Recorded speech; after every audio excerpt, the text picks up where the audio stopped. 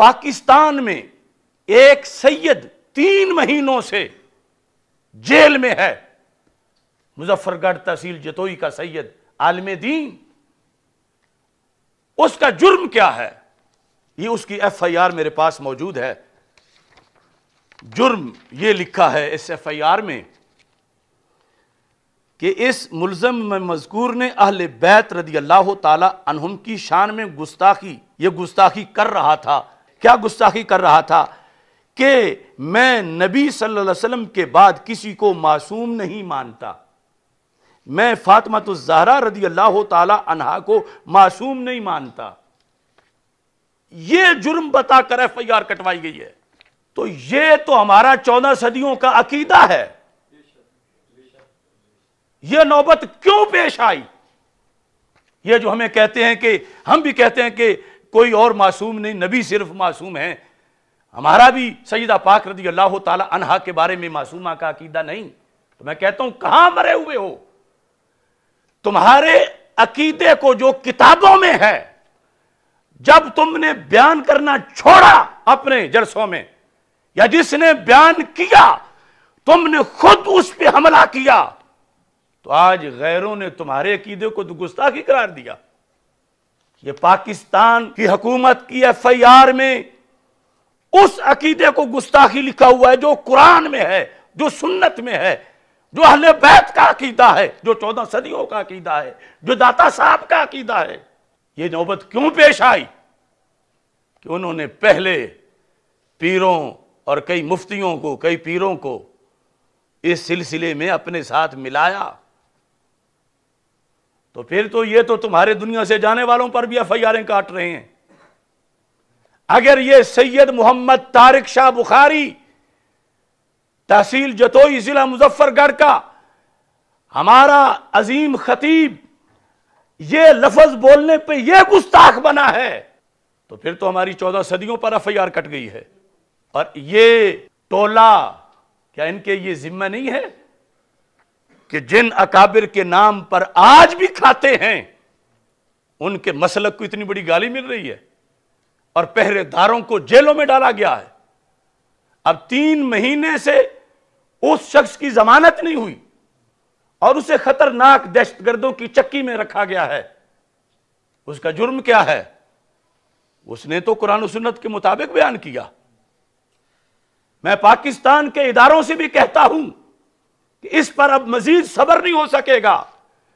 اس فرقے سے یا تو ہمارا مناظرہ کرواؤ، وہ اپنا موقف ثابت کریں کہ سیدہ فاطمہ رضی اللہ تعالی عنہا کو جو شخص یہ کہتا ہے کہ وہ معصومہ نہیں تو اس نے توہین کی، اور اس کی جب کوئی دلیل نہیں تو اب ہم اس ملک کی غالب اکثریت ہیں اور یہ قرآن و سنت کا موقف ہے۔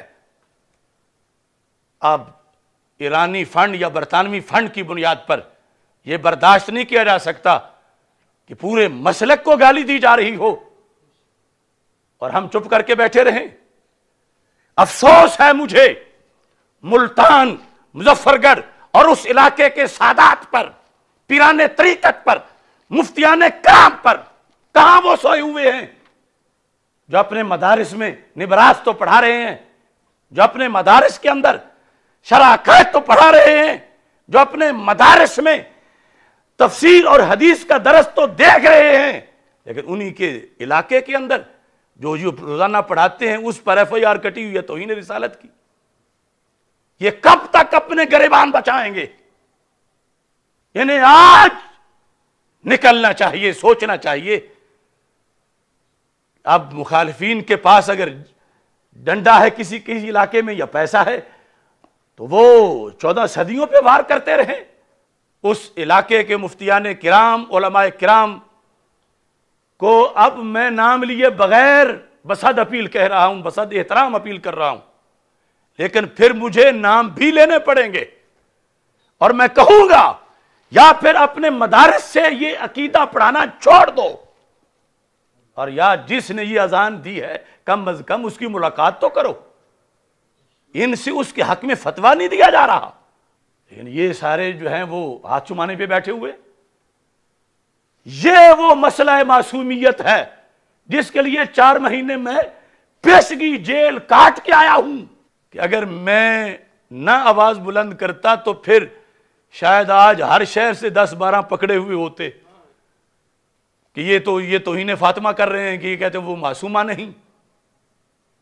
ہم نے تو جیل میں بھی بارہا سب افسران بالا کو کہا کہ ہمارا یہاں مناظرہ کراؤ، کسی بھی نوبت پر کسی ایک لمحے بھی ہم اس سے پیچھے نہیں ہٹے۔ اب دیکھو اس بیچارے سید کو، بیچارہ ان حالات کے لحاظ سے کہہ رہا ہوں، ویسے تو عظیم سید ہیں، اب صلح کے لیے پتہ کیا لکھوایا جا رہا ہے، وہ نہیں لکھیں گے، لیکن لکھوانے والے کیا لکھوانا چاہتے ہیں۔ یہ تحریر میرے پاس پہنچی جو روافض نے تیار کی، تو یہ ہم پہ غیروں کا مسلک مسلط کیا جا رہا ہے۔ لکھا یہ ہے ان مولانا کا نام لکھ کر کہ میں نے جو یہ کہا قرآن و حدیث سے بے خبر ہو کر نادانستہ طور پر سہون تقریر میں یہ کہہ دیا کہ وہ معصومہ نہیں۔ یہ میں نے سہون قرآن و سنت سے بے خبر ہو کر کہہ دیا۔ وہ پاک ہستیاں جو قرآن و حدیث کے مطابق معصومین ہیں، ان کی شان کے اندر میں نے یہاں تک کی کہ میں نے ان کی طرف خطا کی نسبت کر دی۔ جو معصومین ہیں، یعنی صرف سیدہ فاطمہ رضی اللہ تعالی عنہا کی معصومیت پر ہی دستخط نہیں کروانا چاہتے، 12 ائمہ کے لحاظ سے تو اگر اتنا بڑا ظلم ہو رہا ہے سوسائٹی کے اندر تو ڈوب مرنا چاہیے۔ کس منہ سے اہل سنت پھر اہل سنت کہلوائیں کہ ان کے خطیبوں کو بند کر کے کہ لفظی بنو پھر باہر نکلو گے ورنہ اندر ہی رہو۔